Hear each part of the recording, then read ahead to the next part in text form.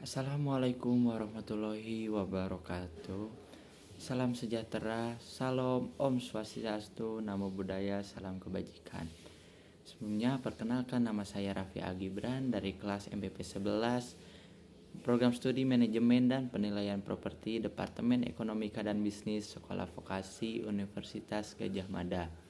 Baik, di sini saya akan mempresentasikan peran active listening dalam kesuksesan komunikasi bisnis. Sebelumnya, apa itu komunikasi bisnis? Menurut Joko Purwanto, komunikasi bisnis yaitu komunikasi yang digunakan dalam dunia bisnis, mencakup berbagai macam bentuk komunikasi, yaitu verbal maupun komunikasi nonverbal, untuk mencapai tujuan tertentu sesuai dengan kepentingan bisnis para pelaku komunikasi tersebut. Layaknya seperti komunikasi pada umumnya, dalam komunikasi bisnis terdapat dua pihak. Yang pertama ada sender, yaitu sebagai pihak pengirim pesan atau informasi. Yang kedua ada receiver, yaitu pihak penerima pesan atau informasi. Pesan dalam komunikasi bisnis pada umumnya tidak hanya sekedar informatif, tetapi juga persuasif. Mengapa?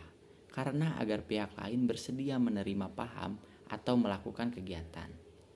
Dalam membentuk suatu komunikasi bisnis yang efektif, tidak selalu bagaimana sender mampu mengirimkan informasi yang mampu dipahami dengan baik, namun juga receiver harus mampu menjadi pendengar yang baik dan aktif, bukan sebagai pendengar yang pasif dan tidak peduli dengan apa yang disampaikan oleh lawan bicara.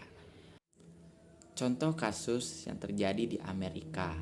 Kasus tersebut menimpa seorang musisi asal Kanada bernama Dave Carroll. Peristiwa terjadi ketika Carroll terbang menggunakan United Airlines untuk tujuan tur musik. Penerbangan dilakukan dari Kanada ke Amerika. Carroll membawa berbagai alat musik, salah satunya gitar. Sesampainya di Amerika, dia terkejut karena gitar yang dia temukan rusak parah. Dave Carroll pun mengajukan komplain ke maskapai. Namun, pihak maskapai tidak mendengarkan komplainnya tersebut. Justru pihak maskapai menjawab bahwa hal tersebut sering terjadi dan tidak ada yang peduli. Kamu harus menerimanya. Karena terburu-buru dan tidak cukup waktu untuk menuju konser, Dave Carroll pun pergi begitu saja. Setelah 3 hari kemudian, Dave Carroll kembali menghubungi pihak maskapai.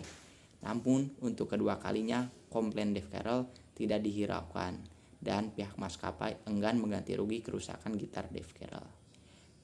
Karena Dave Carroll seorang musisi dan pengarang lagu, maka ia menyampaikan rasa kekecewaan tersebut melalui lagu. Kemudian ia buat klip sederhana dari lagu tersebut dan akhirnya ia publish di YouTube.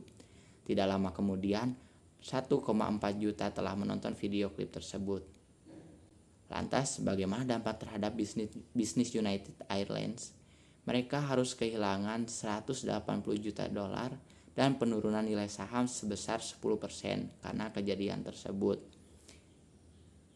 Tidak lama setelah penurunan saham tersebut, United Airlines menghubungi Dave Carroll dan mencoba menawarkan akibat kerugian yang ia alami, namun Dave Carroll menolak begitu saja.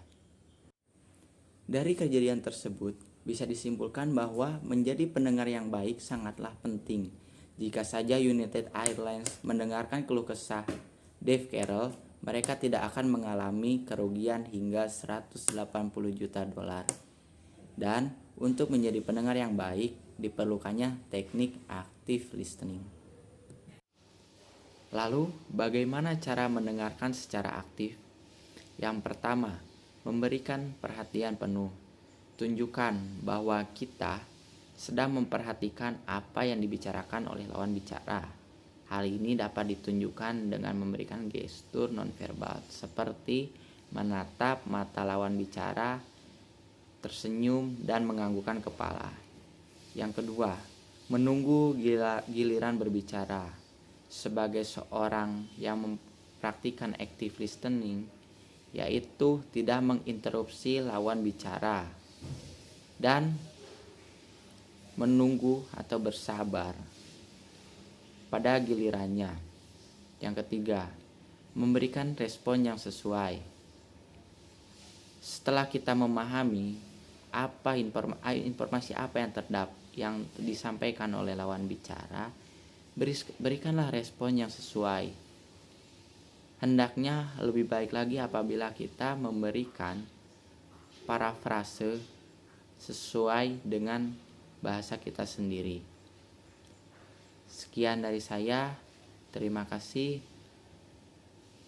Assalamualaikum warahmatullahi wabarakatuh.